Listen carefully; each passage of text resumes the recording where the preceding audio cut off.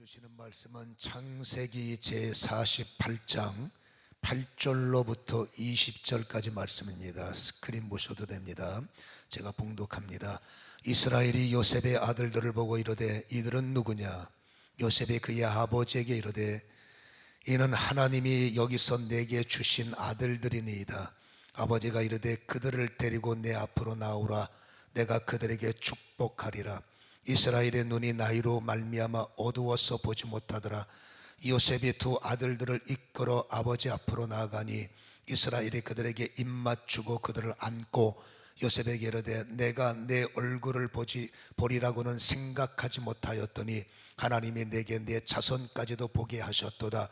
요셉이 아버지의 무릎 사이에서 두 아들을 물러나게 하고 땅에 엎드려 절하고 오른손으로는 에브라임을 이스라엘의 왼손을 향하게 하고 왼손으로는 므낫셋을 이스라엘의 오른손을 향하게 하여 이끌어 그에게 가까이 나아가매 이스라엘이 오른손을 펴서 차남 에브라임의 머리에 얹고 왼손을 펴서 므낫셋의 머리에 얹으니 므낫셋은 장자라도 팔을 엇바꾸어 얹었더라.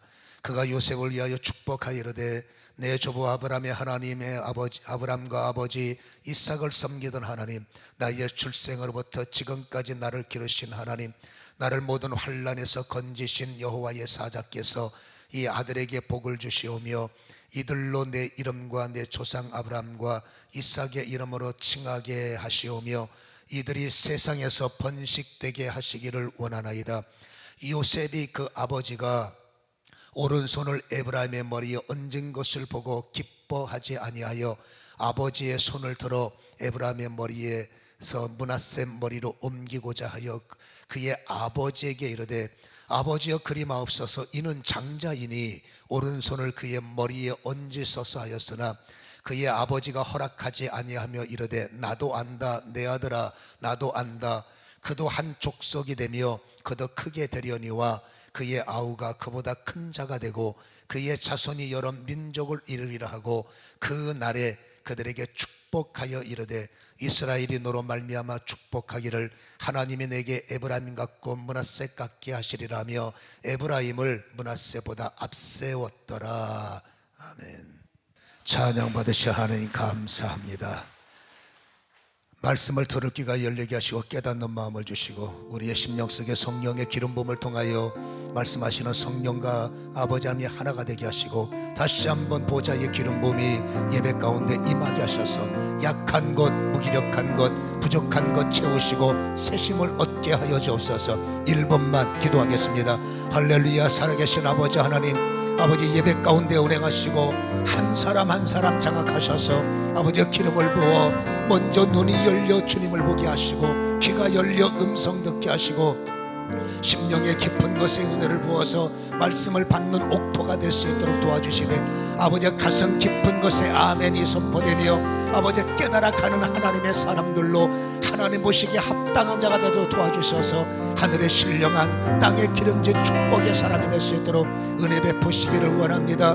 전하는 자 듣는 자 하나가 되게 하시고 하나님의 의도대로 아버지 하나님의 사람들로 아버지 만들어져 갈 수 있도록 옛것은 소멸되고 겉사람 후패하며 속사람이 성령으로 거듭나고 오늘도 새로워질 수 있도록 예배의 기름 부음이 임하게 하시고 장애물의 아버지 원수가 끊어지게 하시고 성령님만이 아버지 머리부터 발끝까지 장악하셔서 아버지 하며 새 사람이 되도록 도우시고 우리의 기도 제목 마음의 깊은 소원 속에 은혜를 베풀어 주시옵소서.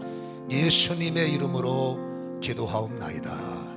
아멘. 우리는 야곱의 일생과 요셉의 일생을 계속 추적해서 우리는 은혜를 받았습니다. 오늘은 지난주의 말씀에 의해서 지난주의 말씀을 연결해서 누가 더 큰 자인가 라는 제목으로 우리가 은혜를 좀 나누려고 합니다. 여러분, 요셉은 어쨌든지 과정을 돌파해서 애굽의 가장 큰 나라의 총리 대신이 되었고 바로 다음으로 가장 큰 실권을 가졌기 때문에 여러분 이제 요셉의 모든 근심이 있을 게 뭐가 있겠어요? 뭐가 부족하겠습니까? 다 받은 자이기 때문에 참 하나님의 공로자에게 주시는 축복이 크다, 우리가 이렇게 말씀을 나누지 않았습니까? 그렇지만 요셉은 우리가 알다시피 하나님의 사람이에요. 세상 것이 1순위가 아니라 하나님의 영이, 하나님 나라가 1순위였기 때문에 여전히 요셉의 마음속에는 가슴 깊은 상처와 가슴 깊은 근심이 있을 수밖에 없다는 얘기입니다. 이스라엘의 그 사회를 보면 그들은 목의 중심, 목의 사회란 말이에요. 유대인과 유대인 남자와 유대인 여인이 결혼해서 아이를 낳으면 당연히 유대인이에요. 아버지가 유대인이고 어머니가 만약에 이방인이라 그러면 여러분 그 사이에서 난 아이는 여러분 이방인이에요. 아버지가 이방인이지만 어머니가 유대인이면 그 아이는 유대인이 되는 거예요. 여러분, 그렇다면 오늘 요셉의 마음속에 큰 근심이 뭘까요? 여러분, 세상적으로 보면 가족이 뭐가 부족하겠습니까?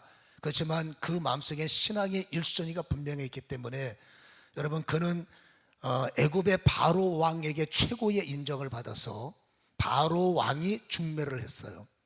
그리고 가장 실력인, 그 당시 그 나라에서 가장 실력 있는 제사장의 딸하고 이 요셉을 결혼을 시켰죠. 어쩔 수 없잖아요.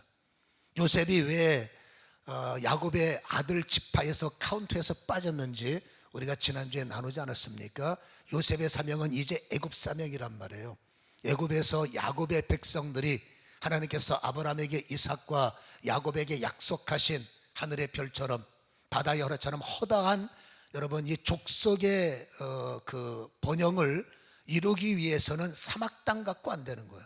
힘이 있는 강대국 나라 밑에서 여러분 좋은 땅에서 살게 해야 출애굽할 때에 그들의 인구의 붕이 일어나는데 이 사명을 마지막까지 감당해야 할 게 요셉이란 말입니다.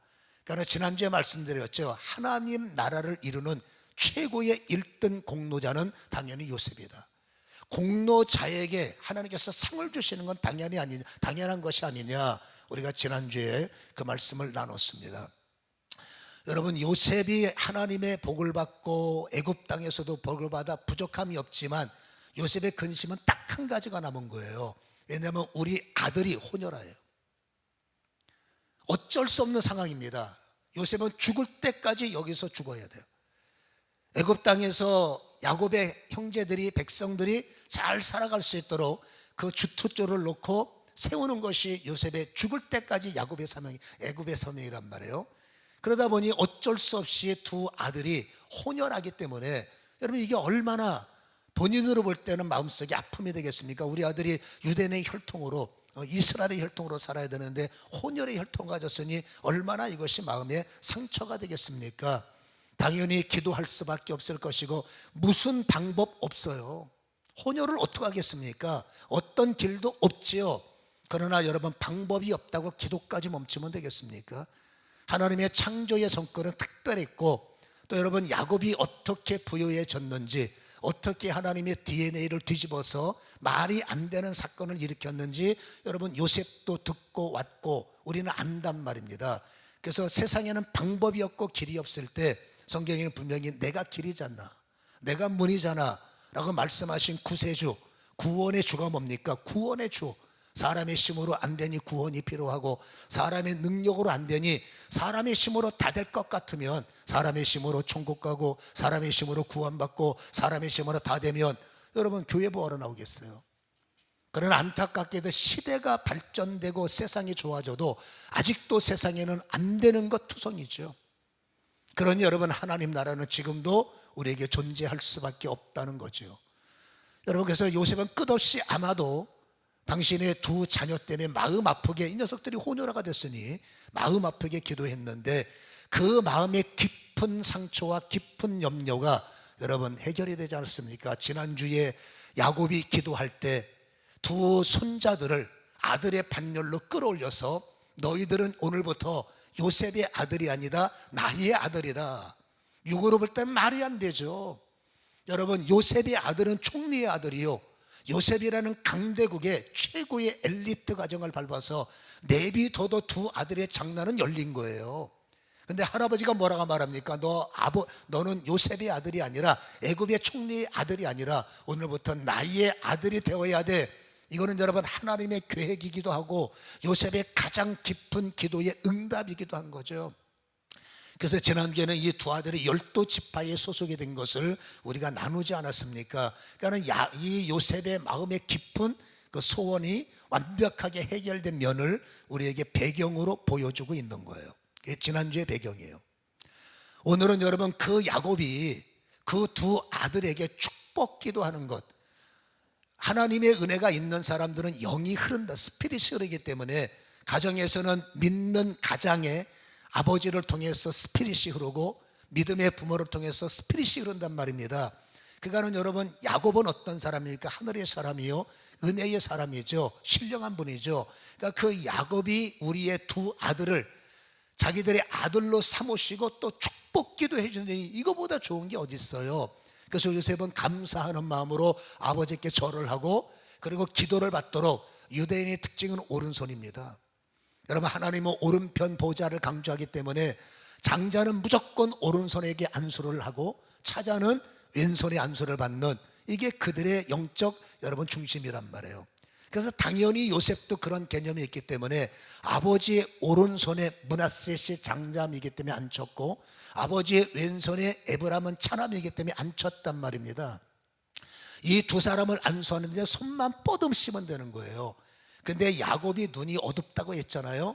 근데 손을 뻗으시면 되는데 불편하게 손을 여러분 어긋나게 하셔서 오른손이 에브라임, 왼손이 므낫셋. 그가 여러분 요셉이 얼굴이 하얗게 질리는 거죠. 아버지 손 바뀌었습니다. 왜 당신도 오른손의 안수가 얼마나 중요하다는 걸 알면서 여러분 손을 바꿨을까? 갑자기 아버지가 생각이 없으시고 여러분 노망이 나셨을까? 아니에요. 육은 나이를 먹으면 쇠해지는 건 막을 방법이 없어요. 물론 마지막 순간까지 주님이 내 생명을 거두시는 그날까지 건강을 위해서 기도해야 되지만 여러분 나이 먹으면 어쩔 수 없이 진액이 쇠해지고 내 마음대로 뜻되지 않기 때문에 나이 먹으면 슬퍼지는 겁니다. 그러나 중요한 게 있습니다. 육의 노쇠는 어쩔 수 없는 상황이지만 영까지 노쇠되면 큰일 나는 거죠. 제가 늘 말하는 게 뭐예요? 엘리 가정이 완전히 망한 것은 나머지 하나 있는 그 엘리 제사장의 영권만 살아있어도 두 자녀는 그렇게까지 망하지 않았을 텐데, 여러분 엘리 목사님이, 엘리 제사장이 그 육신이 쇠한 것뿐만이 아니라 영까지 쇠퇴하다 보니까 결국 그 두 자녀를 컨트롤하지 못하고 집안이 영적으로 완전히 망가진 것을 우리는 알고 있지 않습니까? 그래서 나이는 드셔도 세월은 오는 것은 막을 수 없지만 영은 깨어 있어서 늘 하나님을 찾으시고 하나님과 동행하심으로 우리는 주님이 부르시는 날까지 영의 쇠퇴가 일어나지 않기를 주님의 이름으로 간절히 축원합니다. 야곱이 노망 들었느냐? 아니에요. 여러분 요셉이 얼굴이 하얗게 질려서 아버지 손 바뀌었습니다. 그때 야곱이 뭐라고 그래요? 나도 안다는 거예요. 아들아 나도 안다. 두 번 나도 안다. 왠지 아십니까? 육은 다쳐서 사물이 흠이하지만 야곱은 마지막 순간까지 영의 사람이요, 기도의 사람이요, 예배의 사람이요, 하나님을 신실하게 섬겼기 때문에 육의 눈은 약해도 영의 눈은 열려 있는 거예요. 여러분 그 두 자녀를 손을 뻗어서 안수하려고 그럴 때 저도 그런 기도를 많이 하기 때문에 무슨 말인지 알아요. 여러분 주의 종들이 하나님과 관계를 많이 맺잖아요. 영혼을 위해서 기도할 때 환상이 보여요. 그 사람이 그림이 보이기도 하고 어떨 때는 여러분 글이 보이기도 하고 어떨 때는 감동이 오기도 하고, 제가 우리 교회에서는 예언기도 별로 안 하지만 저는 사역 나가면 그게 저희의 사역 중에 하나잖아요. 보면은 그 사람에 대한 많은 것들이 보여지고 느껴진단 말이에요. 야곱도 그랬을 겁니다. 손을 뻗었을 때 하나님께서 손 바꿔라. 하나님 이 녀석이 큰 녀석이고 이 녀석이 작은 녀석이니까 손을 이렇게 뻗어야지. 나도 아는데 하나님 그랬습니다. 나도 알아. 근데 손 바꿔. 에브라임에게 오른손 얹고 므낫셋에게 왼손 얻어. 그것이 뭐야? 하나님의 명령이었단 말입니다. 그러니까 나도 안다 아들아, 나도 안다. 두 번째에는 나도 사실 당황스럽다라는 의도가 있지 않습니까? 그러나 어떡하느냐? 하나님이 손을 바꾸라니 우리가 무슨 권한으로 고집하느냐? 손을 바꿀 수밖에 없지. 그것은 여러분 야곱이 에브라임이 더 마음에 들어서 므낫셋은 별로 마음에 안 들어서 그런 여러분 감정적인 면은 일도 없습니다. 기도하는 순간에 하나님의 감동에 손을 바꿔서 축복하라, 아버지 에브라임에게 장자권을 위임하라 명령하셨기 때문에 손을 어긋난 거지, 야곱이 임의대로 한 것이 절대 아니라는 거지요. 여러분, 그래서 우리가 이 야곱의 이 기도할 때 작은 소동이 이렇게 벌어지는데, 그러면 여러분 왜 하나님께서는 장자권을 바꿔서 에브라임에게 기름을 부으시고 므낫세는 분명히 장자지만 둘째로 밀어버리시느냐? 우리 이것을 좀 생각을 하고 분석할 필요가 있다는 거예요. 누가 뭐래도 요셉의 장남은 므낫세예요. 근데 이 므낫세의 이름을 보면 창세기 41장 51절에 므낫세의 이름을 요셉이 이렇게 짓습니다. 요셉이 그의 장남의 이름을 므낫세라 하였으니, 잘 보세요. 하나님이 내게 내 모든 고난과 내 아버지의 온 집의 일을 잊어버리게 하셨다며. 므낫세의 뜻은 뭡니까? 하나님이 이 므낫세를 통해서 뭐라고요? 잊어버리게 하셨다. 여러분, 이 므낫세라는 발음은 히브리식 발음이란 말이에요. 애굽에 와서 장명가에게 돈 많이 주고 우리 아들에서 좋은 이름 지어줘, 이게 아니라 히브리식 발음이라는 것은 적어도 우리 아들이 혈통은 섞였지만 이름만큼은 하나님이 뜻대로 지을 거야 라는 요셉의 결심이죠. 이름을 그냥 짓습니까? 저도 목사기 때문에 아이들 나면 요즘에 참 애들 이름 접은 지가 30년 됐네. 초창기 때는 우리 아이들 많이 넣어서 이름 짓기도 바빴는데 요즘에는 안 나요. 그래서 이름을 줘달라는 문의가 별로 없는데, 여러분 제일 고민이, 목사님 우리 손자 이름 줘주세요, 우리 딸 이름 줘주세요. 그러면 이제 머리에 6.25면 터지는 거죠. 그냥 어디 가서 은혜 하은이 그런 이름이랬다. 기도해. 하나님 이 아이의 이름은 뭘로 줘야 됩니까? 계속 기도하다 보면 감동이 와요. 그럼 그렇게 이름을 주는, 제가 주는 게 아니라 감동받은 대로 저는 심부름할 뿐입니다. 요셉도 마찬가지입니다. 므낫세라는 이름을 이 이름 발음 좋잖아, 이름 이쁘잖아, 그런 개념이 아니라는 거예요. 하나님께서 감동을 주셨는데 이 아이가 너의 위로지. 그렇죠, 나의 위로죠. 홀홀 단신 애굽 땅에 와서 상황으로는 굉장히 좋아졌지만 마음은 얼마나 외롭겠습니까? 형제 못 보죠, 부모님 못 보죠. 얼마나 마음이 슬프겠어요. 그때 하나님께서 내 피부치를 주셨으니 그 아들이야말로 위로요, 그 아들이야말로 마음에 큰 힘이 될 수밖에 없죠. 하나님께서 너는 므낫세라고 절하라는 감동이었단 말입니다. 이 므낫세는 잊게 하셨다는 겁니다. 여러분, 잊는다는 것, 여러분 성경이 말하는 잊어라라는 것은 완벽한 단어입니다. 잊으라라는 단어는 용서가 들어있고, 잊어야 돼라는 단어는 수용이 들어있고, 잊어야 돼라는 단어는 다 풀어내는 거죠. 요셉은 이미 분노를 갖고 있지만 형들이 나를 팔아먹었죠. 여러분 노예살이 했죠. 감옥까지 들어갔죠. 개인적으로 보면 얼마나 많은 적개심이 있었겠습니까? 그러나 여러분, 이 요셉은 절대 적개심을 품지 않았죠. 아무튼 하나님께서는 이제 모든 것을 잊고 새롭게 출발하라는 의미에서 위로의 이름으로 포용과 안정과 번영, 여러분 이 므낫세의 이름, 하나님이 주신 므낫세의 성품은 여러분 포용하는 성품이요, 안정적인 성품이요, 이런 것들이 그 아이에게 흐르는 거죠. 장명을 말하는 게 아닙니다. 그러니까 어찌 보면 요셉의 안정과 요셉의 포용과 여러분 이 므낫세하고 스피릿이 통하는 게, 성품이 통하는 면도 없지 않아 있는 거예요. 여러분 두 번째 아이를 낳는데 하나님께서 감동을 주셨습니다. 52절에 차남의 이름을 에브라임이라 하였으니 하나님이 나를 내가 수고한 땅에서 번성하게 하셨다미었더라. 여러분 둘째 녀석의 이름을 하나님께서 감동해서 얘는 에브라임이야. 에브라임의 뜻은 뭡니까? 창대. 이제부터 과거를 잊고 너는 이 아들로부터 이제 창대가 시작되리라. 야곱이 요셉을 축복하면서 너희의 가지가 담장 밖으로 뻗어나가리라. 창세기 49장에 야곱의 기도가 있단 말입니다. 가지는 자녀를 말한단 말이에요. 자녀가 너희의 울타리에 갇히는 것이 아니라 나라를 뛰어넘고 더 뻗어나가는 번성이 일어나리라. 창대라는 이름은 도전적인 이름이요, 창대라는 이름은 이기는 자의 이름이요, 창대라는 이름은 뭐라고요? 부흥적인 이름인 거예요. 여러분 참 희한한 게, 야곱의 므낫세와 에브라임을 야곱의 아들로 여러분 들여오고, 그리고 첫 번째 기도하면서 에브라임을 축복할 때 왜 에브라임 오른손으로 에브라임을 장자로 주었을까? 여러분, 이 이름을 보면 어찌 보면 야곱의 기질과 이 에브라임의 기질이 비슷한 게 많아요. 우리가 알다시피 야곱도 도전적이죠. 그렇죠? 또 침노하는 마음이 압도적이죠. 또 여러분, 하나의 번영을 이룰 수 있는 에너지가 있죠. 그러니까 에브라임의 이름과 비슷한 맥이 있기 때문에 여러분, 이 에브라임은 아버지 쪽보다는 이 할아버지의 기질과 비슷한 면이 있단 말입니다. 그것 때문은 아니지만 아무튼 에브라임은 여러분 번영이라는, 이토록 창대라는 이름을 갖게 했고, 야곱과는 이 코드가 잘 맞는 성품임을 우리는 알 수가 있는 거예요.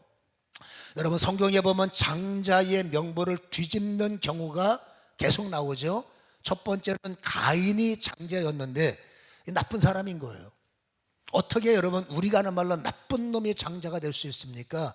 세상에 태어난 장자보다 더 위대하고 더 거룩하고 더 영적 책임감이 있는 장자가 가인이 될 수는 없는 거예요. 그래서 하나님은 강제로 가인의 장자권을 뺏어버립니다. 더 하고 싶어도 너는 안 돼. 하나님께서 뺏으셔서 죽었지만 영적 혈통으로는 여러분 에벨에게 그 장자권을 부어서 이후에는 여러분 가인의 자손이 장자 자손이 아니라 에벨의 자손이 장자권을 갖게 하셨기 때문에 첫 번째 케이스는 하나님이 강제로 뺏어버린 거예요.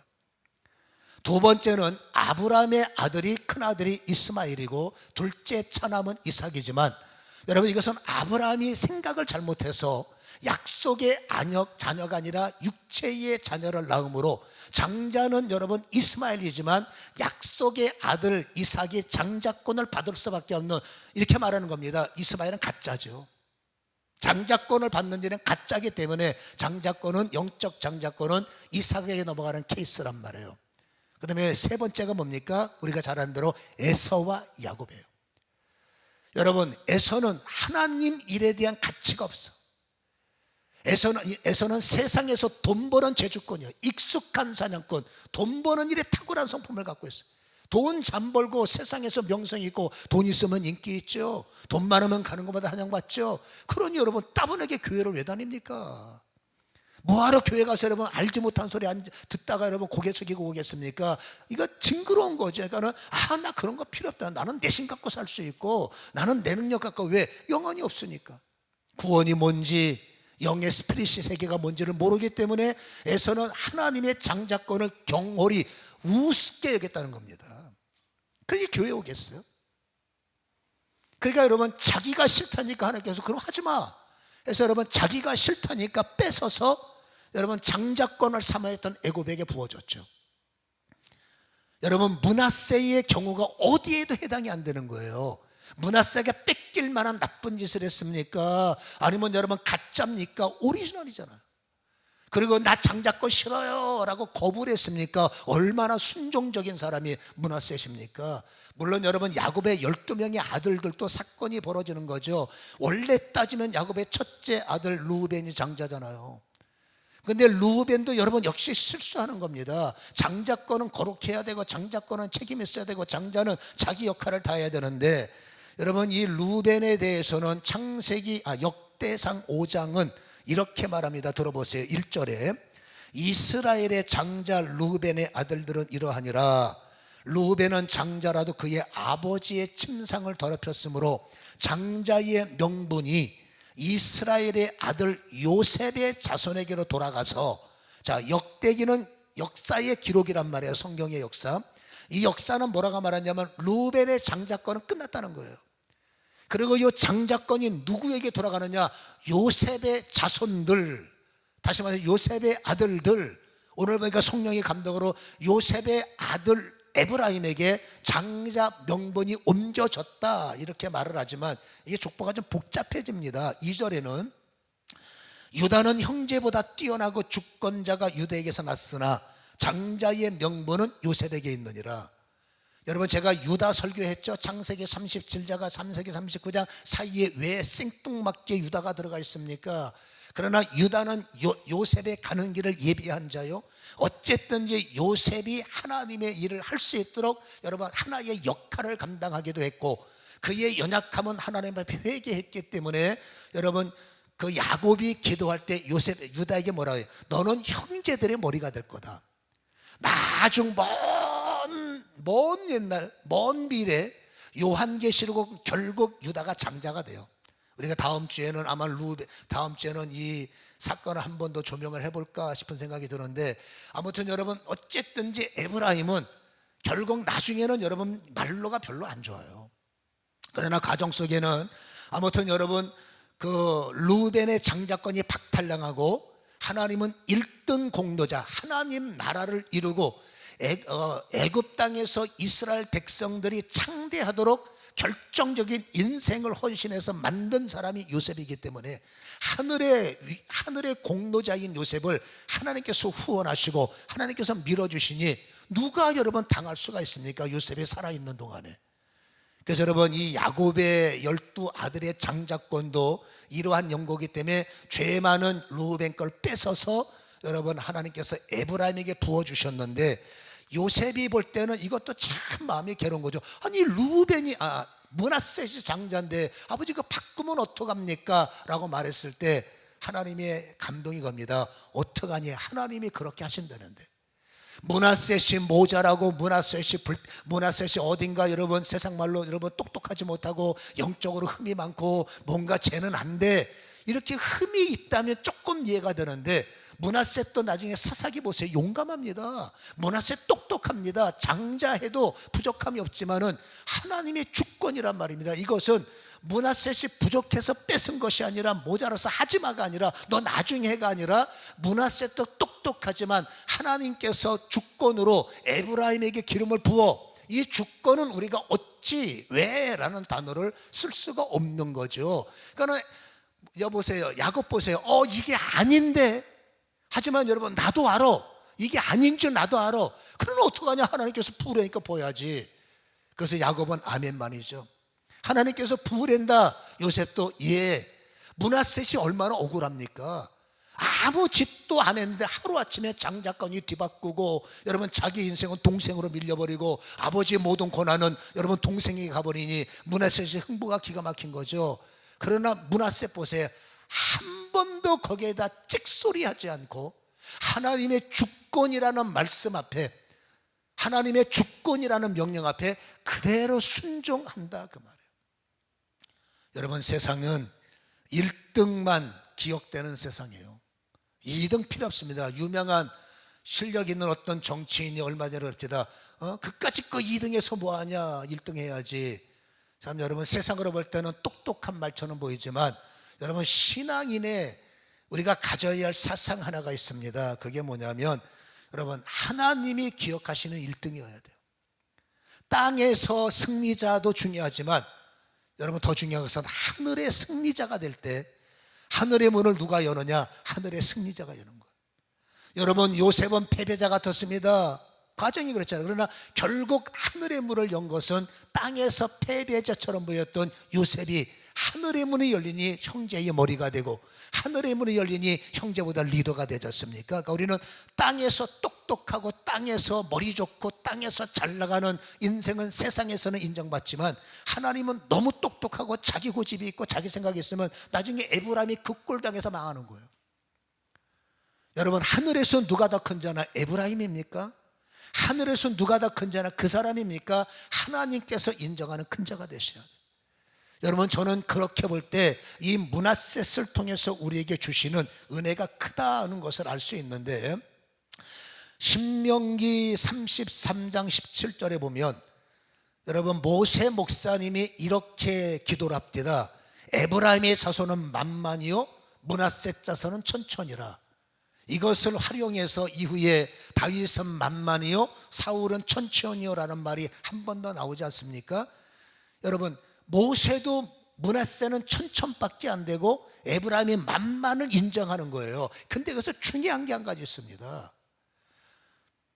여러분 하나님께서 므낫셋에게 너는 천천의 자리에 가 있어 라는 명령이 올 때, 하나님이 어떤 과정을 통해서 너는 좀 낮은 자리에 가 있어 라는 명령을 주실 때, 너는 좀 힘들지만 너 훈련받아서 저 밑바닥부터 다시 시작해 해서 나를 아래로 내려 보내셨을 때 많은 사람들은 교회 옮겨라고 말하죠.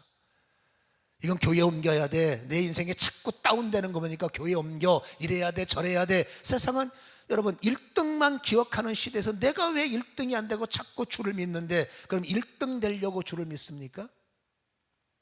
그런 세상의 세속적인 여러분 이즘의 그저 토속적인 믿음이잖아요. 1등도 중요하지만 우리는 1등 되려고 하나님 나 1등 시켜주세요. 하나님의 보상은 되지만 그렇잖아요. 예수 믿으면 병 고친다며. 좋은 병은 만나도 병 고쳐요. 안 되는 게 더 많지만. 예수 믿으면 뭐 복 받는다며. 무슨 복을 말하는 겁니까? 우리는 전도를 잘해야 돼요. 예수 믿으면 뭐 가정이 잘 되고, 예수 믿으면 물론 잘 되겠지만 그것은 여러분 옵션에 불과한 거지. 우리가 예수 믿는 목적은 하늘의 승리자가 되기를 위해서, 하나님의 후원을 받고 하나님의 지원을 받고. 아멘. 여러분 근데 그 과정이 우리 머릿속에 1등만 되어야 되는 걸로 착각을 하고, 나중에 1등 하다가 교만이 들어오고 나밖에 모르는 사람이 되면 나중에 자만이 들어와서, 여러분 하나님께서 너는 좀 진짜 카운트에서 너는 좀 밑으로 내려가, 이럴 경우도 있다는 거예요. 하나님이 원하는 머리, 하나님이 원하는 최고는 누구냐? 어찌 보면 므낫셋 같은 존재다라는 거죠. 여러분 므낫셋은 수용하는 사람입니다. 므낫셋은 포용하는 사람입니다. 므낫셋은 나도 중요하지만 당신이 중요해. 므낫셋은 내 것도 중요하지만 내 것 당신한테 줄 수 있어 양보하는 자요, 수용하는 자요, 나눠주는 자요. 세상에 볼 때는 저 바보야. 바보면 어때요? 여러분 보세요. 천천의 자리에 있을 때 만만을 후원할 수 있는 믿음의 여유. 진짜 실력은 뭔지 아니까? 내가 천천을 가지고도 만만을 후원한다는 믿음을 가져야 돼요. 이게 왜 그러냐면, 여러분 사울은 자기가 만만인 줄 알았어. 다윗은 당연히 너는 천천이야. 근데 백성들이 뭐라고 하나님의 감동을 선포하냐면, 다윗이 만만이고 사울은 천천이야. 여기서 여러분 사울의 눈이 돌아가는 거예요. 어쩌? 구테타가 일어나네. 어떻게 내가 만만이고 사울이 저 다윗이 천천히지, 내가 왕인데 이거 그냥 놔두면 큰일 나겠다 해서, 여러분 이 사울이 다윗을 죽이려고 혈안이 되는 결정타는, 내가 낮은 곳에 가고 저 녀석이 나보다 높은 곳에 가 가만 안 둘 거야. 여기서부터 여러분 사울 왕은 망가지기 시작한 거예요. 여러분 오늘 다윗을 보세요. 다윗을 향해서 하나님께서 말씀, 다윗은 진짜 내 마음에 꼭 맞는 자다. 왠지 아십니까? 다윗은 만만의 실력이 있어요. 다윗은 여러분 전쟁에 이길 만한 전략도 있고 하나님의 후원을 받아 강력한 능력도 있지만은, 하나님이 정해놓으신 질서에 목숨 걸고 순종했다는 거예요. 여러분 만만의 실력이 있지만 천천밖에 안 되는 사울을 섬겼고, 실력도 다윗의 입장으로 볼 때는 나보다 못하고 나보다 약하고 나보다 힘도 없고 나보다 전략도 없는 그 사울 왕을 여러분 다윗 보세요. 지극정성으로 섬겼고 지극정성으로 돌봅니다. 그 하나님 너는 됐다는 거예요. 내가 만만이고 너는 천천히가 내 밑으로 들어와. 너는 힘 없으니까 별 볼 일 없어. 이건 세상입니다. 그러니까 세상은 어제의 친구 오늘의 적, 이게 뒤바뀌어 버리는 거예요. 그러니까 힘 있는 사람이 여러분 갑이 되는 거죠. 근데 성경은 그게 아닙니다. 내가 힘 있을지라도 하나님이 세우신 절대자가 있으면, 실력자가 있으면 그 사람이 천천밖에 안 돼도 너는 섬겨라, 너는 후원하라, 너는 도와라, 너는 받아들이라. 그것을 순종한 사람이 다윗이란 말이에요.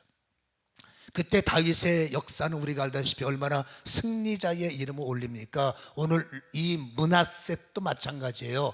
내가 동생한테 비교해서 인물이 뒤집니까? 말빨이 뒤집니까? 실력이 뒤집니까? 그러나 하나님의 감동이라는데 어떡할 거예요? 하나님의 주권이라도 어떡할 거예요? 그걸 그대로 불평하지 않고 하나님께서 여러분 십자가의 신앙을 강조했던 사람이 사도 바울이에요. 여러분 사도 바울이 이런 말하죠. 처럼 삽시다. 유대인을 만나게 하고 유대인의 자리에 내려가면 유대인처럼, 헬라인의 자리에 가면 헬라인처럼, 야만인의 자리로 가게 하면 야만인처럼, 나보다 못한 사람 자리에 가게 하면 나보다 못한 사람처럼. 이게 바울의 신앙 가운데 가장 중요한 신앙, 처럼 신앙. 무슨 말인지 아시겠죠? 여러분 므낫셋도 역시 처럼, 약한 자리로 가 그러면 약한 자리에 가서 최선을 다하고, 섬기는 자리로 가 그러면 섬기는 자리에서 최선을 다하고, 동생을 섬겨 이보다 기분 나쁜 게 어디 있습니까? 차라리 남 모르는 사람 섬기게 100번 낫지 내 동생을 어떻게 섬긴단 말입니까? 근데 므낫셋 보세요. 그 말씀이 하나님의 영역이기 때문에 아멘하고 그대로 수용해서 여러분 에브라임을 후원하고 에브라임을 지원한 모습을 우리에게 보여주고 있다라는 것이죠. 그렇다면 여러분, 하늘에서 큰 자가 므낫세일까요, 에브라임일까요? 어떤 사람이 하늘에 여러분 문을 여는 여러분 하늘의 실력자, 승리자로 인정을 받을까라는 것을 우리는 한 번 더 묵상할 필요가 있다라는 거죠. 여러분, 출애굽 당시에는 므낫세 지파의 인구가 32,200명으로 집계가 되더라고요. 에브라임의 지파는 보니까 45,000명으로 집계가 되는데 20년이 지나고 카운트를 해보니까 이런 집계가 나옵니다. 므낫셋은 40년 후에 52,700명이 되고, 그리고 여러분 에브라임은 32,500명. 명수는 중요한 게 아니지만 야곱이 말하잖아요. 그래도 므낫셋은 큰 자가 될 거야. 여기는 전제가 있습니다. 질서에 순종할 때. 여러분, 에브라임은 받기만 하고 내가 최고야, 그래 네가 최고, 네가 최고, 좋은 기질, 승리자의 기질 갖고 있지만 나중에 결국 여러분 역사를 추적하면 에브라임은 자기 고집 때문에, 교만 때문에 결국 하나님의 반열에서 여러분 또다시 밀려버리는 여러분 이런 좋지 못한 모습을 우리에게 보여주고 있다는 겁니다. 어쩌면 하나님 마음이 합한 자가 되기 위해서 나를 저 밑바닥까지 내려보낼 때 혹시 이게 뭐가 잘못된 게 아닌가, 하나님이 지금까지 나와 함께 했는데 뭐가 잘못됐겠습니까? 혹시라도 하나님께서 처럼 신앙을 원하실 때 우리는 믿음으로 그 처럼을 수용할 수 있는 능력, 그 능력, 하나님의 현 상황을 받아들일 수 있는 것이 최고의 영성이요, 최고의 능력. 무조건 1등만, 무조건 잘 돼야 돼, 무조건 축복받아야 돼, 조금 힘든 일 있으면 기도 제목 감추고 우리는 좋은 것만 말해. 권사가 아프면 되냐? 권사가 신입니까? 장로가 나빠지면 되냐? 장로가 무슨 신입니까? 여러분, 장로도 아플 수 있고 권사도 아플 수 있고 힘든 제목을 목사도 아플 수 있는 겁니다. 약한 부분을 보여야 그게 인간이죠. 어떻게 인간이 완벽하려고 하는 루시퍼의 사상에 빠진단 말입니까? 나는 무조건 머리가 돼야 돼, 무조건 나 섬겨. 이거는 결코 좋은 방향은 아니라고 성경은 우리에게 권면하고 있다는 것을 이해해야 될 줄로 믿습니다. 그런 의미로 볼 때 므낫셋의 인생은 우리가 본받을 만하다는 거예요. 하나님께서 낮아지게 하시면 낮아지시고, 하나님께서 섬겨라 하시면 섬겨주시고, 아이고 내가 저 사람만 못합니까? 알아, 나도 안다.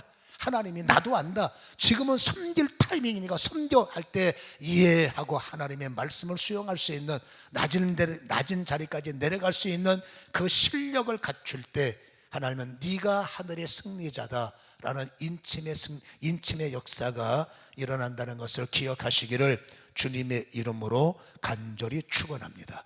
하나님 나라의 공로자가 되면 과정이 뭔가 나에게 맞지 않다 할지라도 결국 끝자락에서 승리자의 역사가 일어남을 다시 한번 인식하시기를 축복합니다. 기도하겠습니다.